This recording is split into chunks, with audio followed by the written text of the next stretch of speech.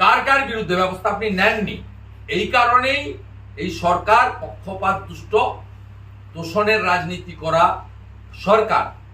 এবং মমতা বন্দ্যোপাধ্যায় যদি বলে থাকেন সাম্প্রদায়িক রাজনীতিকে আমি মদত দিই না, তাহলে 1000 পুলিশ দাঁড় করিয়ে 3 লক্ষ লোককে রেখে হুমায়ুন কবির সে কি এমন ধনুর্ধর, তাকে আপনি হানাদার বাবর যাকে ধর্ষক বলে, বলাৎকারী বলে, লুটেরা বলে, হিন্দু মন্দির ভাঙা একজন অত্যাচারী শাসক বলে, তার নামে ধর্মীয় প্রতিষ্ঠানের শিলান্যাস করিয়ে দিলেন 1000 পুলিশ প্রোটেকশন দিয়ে।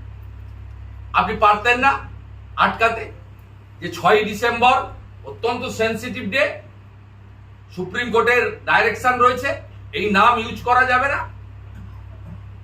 হিন্দু ধর্ম যারা মানেন মন্দির করবেন, ইসলাম ধর্ম যারা মানেন মসজিদ করবেন, খ্রিস্ট ধর্ম যারা মানেন গির্জা চার্চ করবেন, কার আপত্তি আছে?